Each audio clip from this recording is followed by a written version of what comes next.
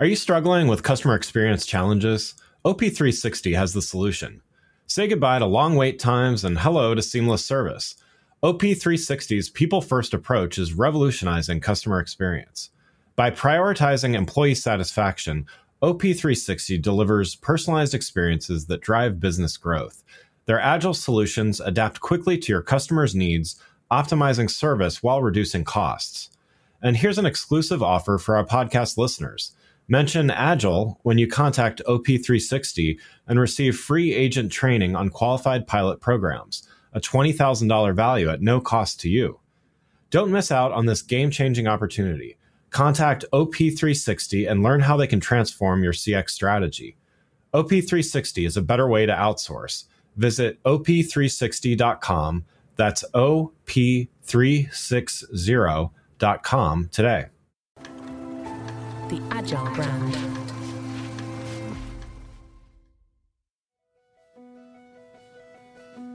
Welcome to Season 6 of the Agile brand, where we discuss marketing technology and customer experience trends, insights, and ideas with enterprise and technology platform leaders. We focus on the people, processes, data, and platforms that make brands successful, scalable, customer-focused, and sustainable. This is what makes an Agile brand. I'm your host, Greg Kihlstrom, advising Fortune 1000 brands on MarTech, marketing operations, and CX, best-selling author and speaker. The Agile Brand Podcast is brought to you by TechSystems, an industry leader in full-stack technology services, talent services, and real-world application. For more information, go to teksystems.com. Before we get started, I wanted to let you know that my latest book, Priority is Action: 7 Principles for Better Strategies, Decisions, and Outcomes, is now available. In it, I give ideas and insights for leaders and teams that need to make meaningful progress on their priorities. After all, our priorities are what we do, not what we say we'd like to do. You can find Priority is Action on Amazon or learn more on my website, gregkihlstrom.com. Now let's get on to the show. Today we're going to talk about using technology for good in a new age of reason, driven by data, artificial intelligence, and people utilizing these tools for the right reasons. To help me discuss this topic, I'd like to welcome Larry Weber, founder and chairman of Racepoint Global and author of the new book, A New Age of Reason, Harnessing the Power of Tech for Good. Larry, welcome to the show. Hey, it's great to be here. Yeah, looking forward to talking about this with you, and congrats on the new book. Why don't we get started with you giving a little background on yourself and your inspiration for writing the latest book? Sure. Well, I'm mostly known in the PR world.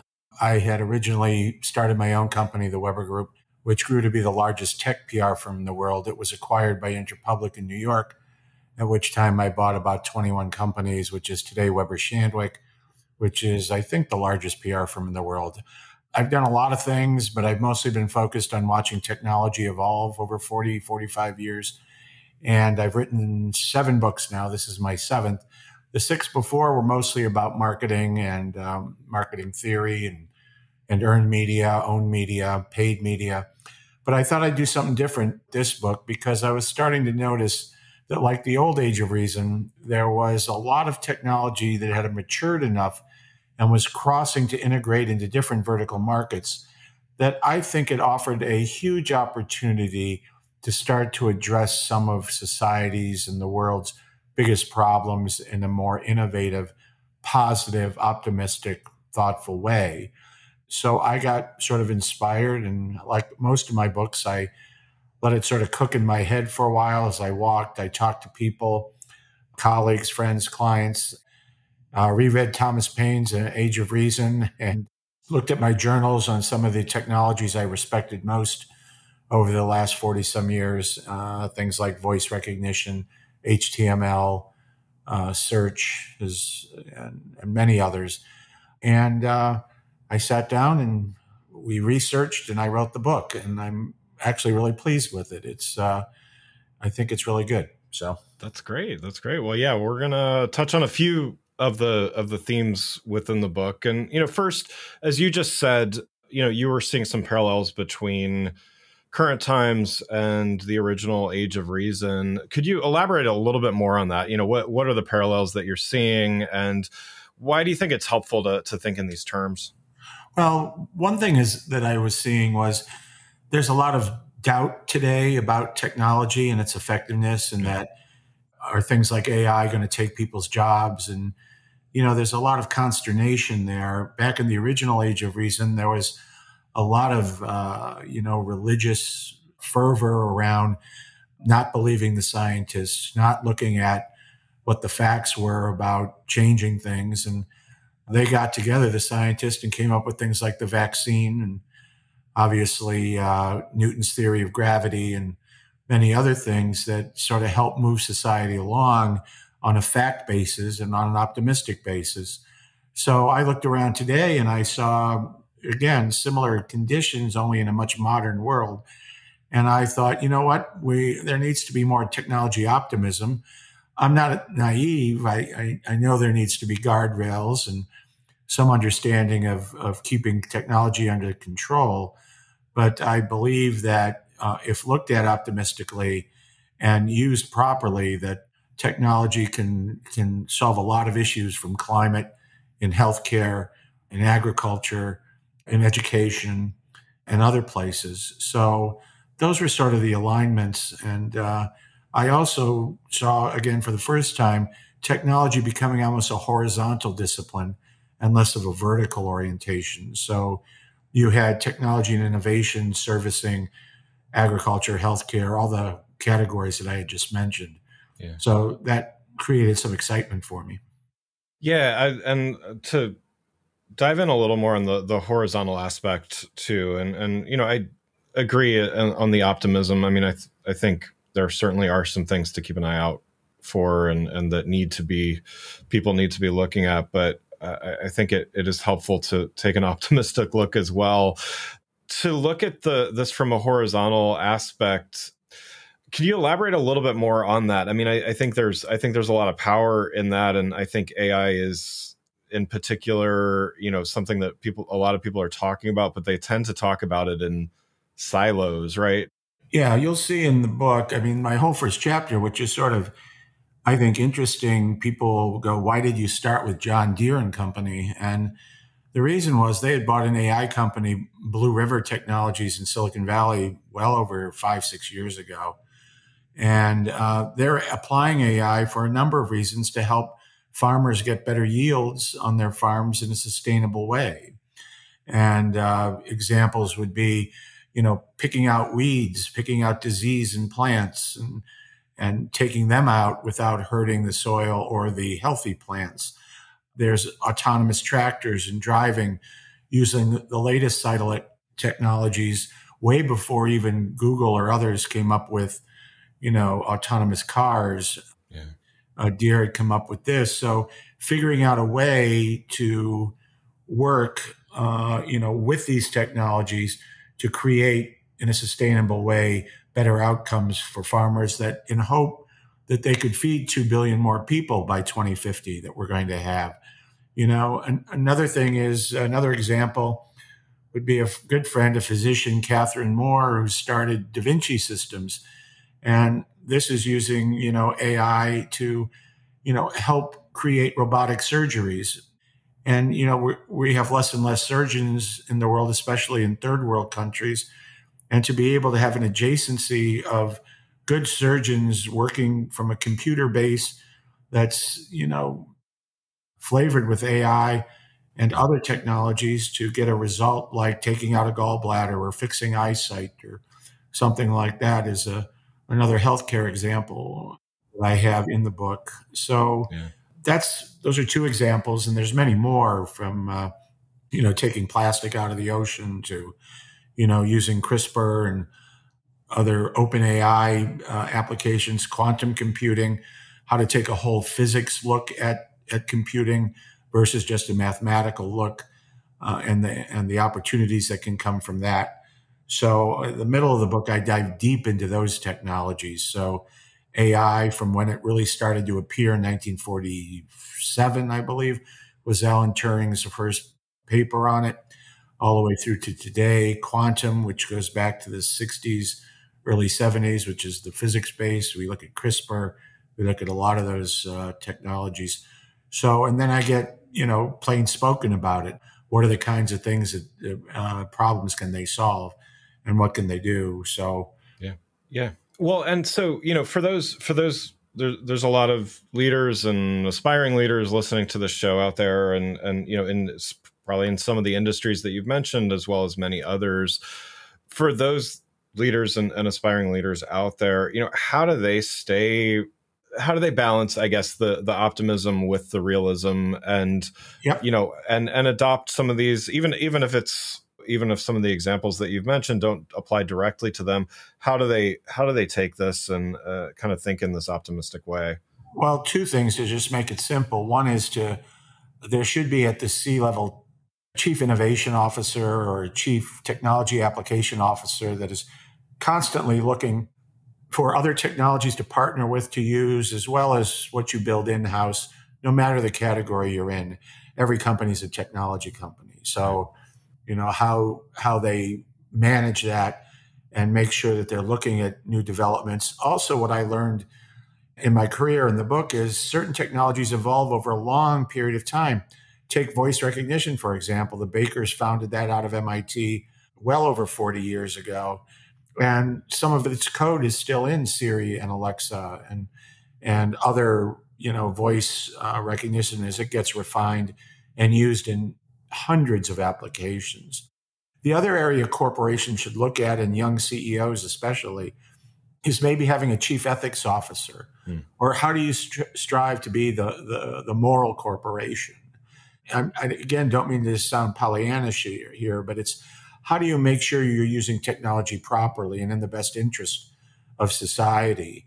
And what kind of guardrails do we need? And I talk about, like many have, that every time the government's tried to sort of intercede and try to manage technology's opportunities, they don't seem to get very far.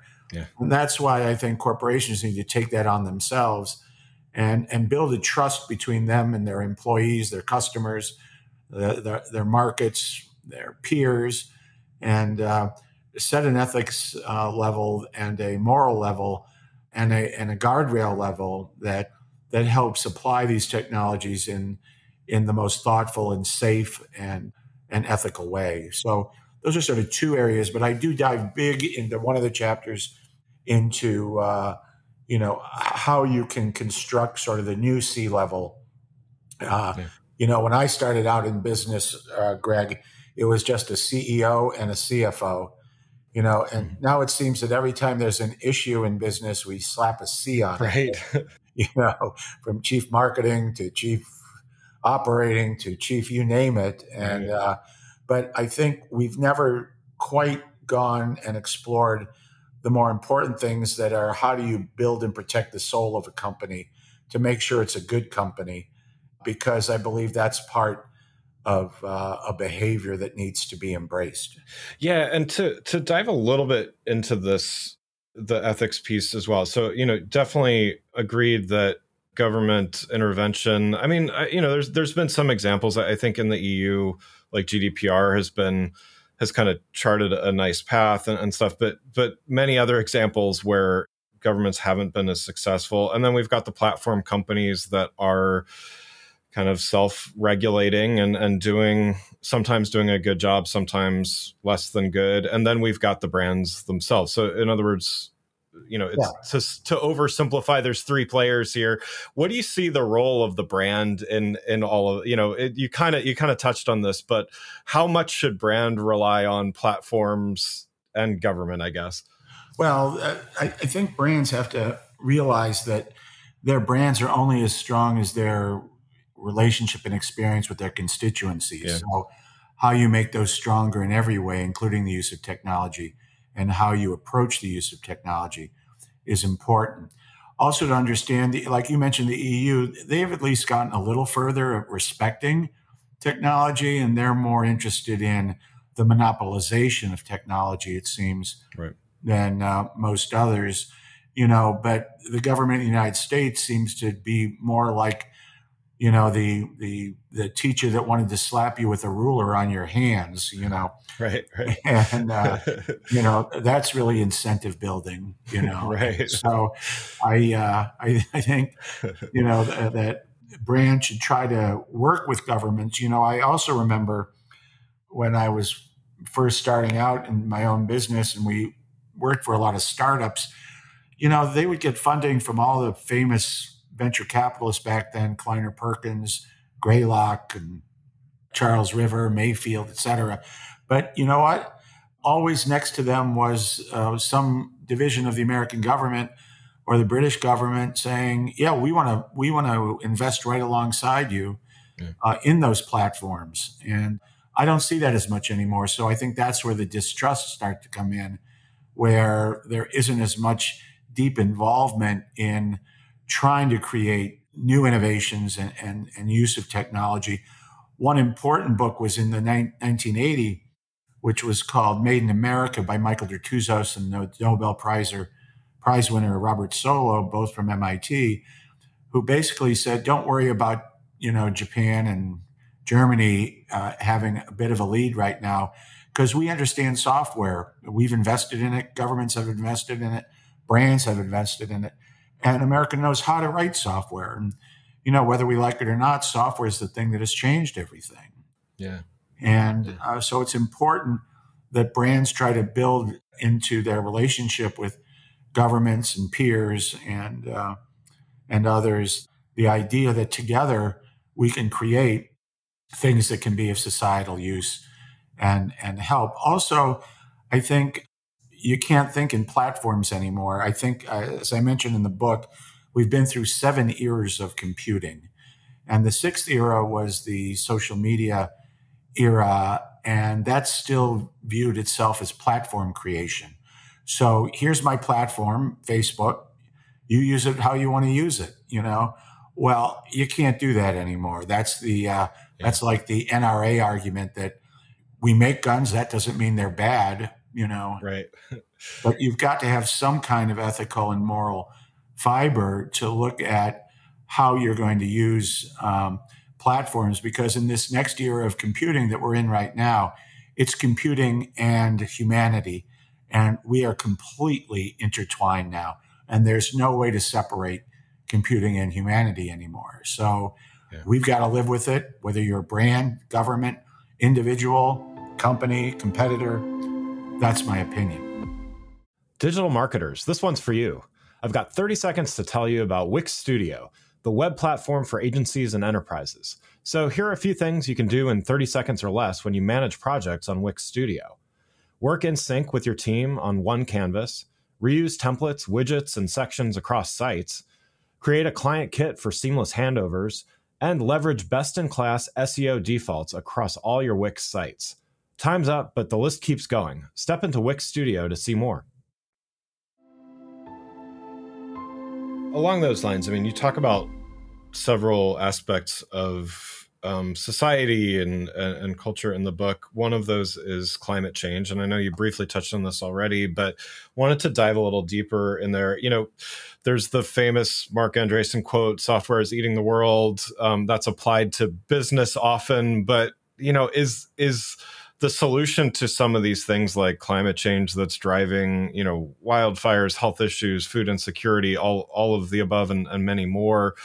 Is the solution technology? Is it part of the solution? Like where does the role of technology play here versus other aspects? Good question. It's also one of the ones that surprised me the most after finishing and researching the book.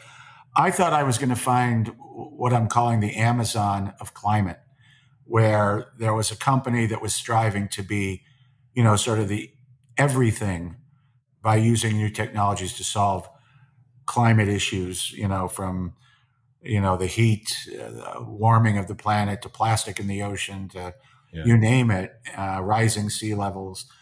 And what I found was there isn't right now any company that's trying to do that. There are dozens among dozens of small startups that have interesting technologies to help you with carbon, reducing carbon and doing some other things to help save the planet. But there isn't that concerted sort of big company dedication. And I say in the book, don't be surprised in 10 years if a company like Microsoft becomes the largest environmental company in the world. Yeah. Mm. The way they're looking at carbon, the way they're using their software, the way they're using AI now, especially OpenAI, that software becomes just sort of a generic offering that helps you manage businesses and tasks and things like that. But where the real value is coming now is in putting that all together to solve a problem, like the huge climate problem. So my guess is it's not going to be climate.com that Right. saves everything. It's probably going to be a Microsoft or, maybe an Amazon, but this is more of a proactive approach. There also is a reactive approach, and I bring up Amazon to be a reactive. Think of the fires that are happening right now in the West again. Yeah. They have some of the best drone technology in the world. Why isn't Amazon using or offering their drone armies to help get supplies into the areas that have the California fires, or help with the extinguishing of the fires with their drone armies?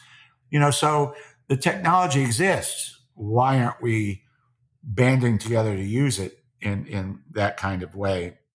Yeah, I mean, is this a matter of, at least for the time being, incentive, right? I mean, to rule the e-commerce world, there's billions of dollars in it. I mean, you would think to put out wildfires, there's billions of dollars worth of cost savings, but is it maybe just the fragmented nature of things, and that's inevitably going to get less fragmented? Yeah, I'm hoping, and I'm also hoping that corporations start to understand that their brands are going to have to stand for something good. Yeah. And that maybe it's not about all the paid media budgets, but maybe it's about becoming a good corporation, because then, like I say in the book, marketing sort of disappears, because you're reaching an audience right now, a younger audience that is going, hey, I want to work and deal and buy from good companies. Yeah. So that's becoming a huge marketing message and positioning. And if you want to retain and recruit the best people, which is going to get harder and harder, then it's imperative that you be a moral corporation. Yeah, yeah. One last topic I wanted to explore from the book, and I think you touched a little bit on this at the beginning, but you use the term adjacencies, and just wanted to, if maybe just first explain what you mean by this and give an example. Well, most of the, I'd say, more advanced users, especially of AI and quantum right now, kept using the word adjacency when I was interviewing them. And what they meant was, this isn't like magic. It isn't you just buy the technology and it works. You have to have a person who is expert adjacent to that technology, making sure that there's data integrity, the old garbage in, garbage out cliche, right, but to also make sure that it's doing the right things in the right way. I go back to the example of Da Vinci systems and surgery with robotics and AI, and there's no way they would let the robot just be on its own. It had to have an adjacency with the surgeon who kept watching, checking, making sure that it got better, because the best software learns from itself and rewrites its code on its own. Yeah. So the adjacency helps through that management system to create even better offerings over time. So that's what I mean, and by adjacency. And you can pick any application of these technologies, and you can't, again, just leave it alone. That's why this myth of it taking jobs away from people or things like that is, sure, maybe the mundane things, like there's already long time been robots that vacuum your apartment or cut your lawn. So sure, they're going to do sort of manual things, but the more complex issues that are vexing society, that's going to need human intervention for a long time to make it the best it can be. That's what I mean by adjacency. Got it. Yeah. And I think, given I know a lot of people are not able to, they don't have the luxury of dealing on a longer scale, but, it's been shown time over time that technological advances end up creating more jobs and wealth and all those things than remove it and stuff like that. So, we may lose a few jobs over the coming years, and certainly that will affect people. Yeah. But then they change. Right. Who knew that nuance would become a $500 million company and get bought by Microsoft and represent leadership and voice recognition in a variety of categories. Right. Yeah, definitely. I think that speaks to the optimism and the reason to move forward with all this stuff. Well, Larry, thanks so much for joining today. One last question before we wrap up here. Sure, Greg. As a fellow author, I always like to ask at least one question about the process of writing. And so, this is not your first book, but in writing A New Age of Reason, what did you learn through the writing process, and what might you do differently? Well, one thing I learned was that what I've been doing to write books was good for me, and everybody's different. But I work from a deep, deep outline. So I don't really write right away. I don't, even though I like Jack Kerouac and the origins of sort of just, stream of consciousness writing, that's not what I do to come up with books like this. I keep looking at table of contents, changing it around, deeper outlines, and then doing the research and making sure that there's a logical flow and a lot of storytelling. I'm telling more stories than I ever had in this book than I have in the other books. People get stories. They learn from stories easier and faster. So I guess that's what I've learned a lot about. And then that research is really important, and that factual and validated research and knowledge is really important to make sure that things are accurate and moving forward. That's all. Yeah, that's great. Well, again, I'd like to thank Larry Weber, founder and chairman of Racepoint Global and author of the new book, A New Age of Reason, Harnessing the Power of Tech for Good, for joining the show. You can learn more about Larry, Racepoint Global, and his new book by following the links in the show notes.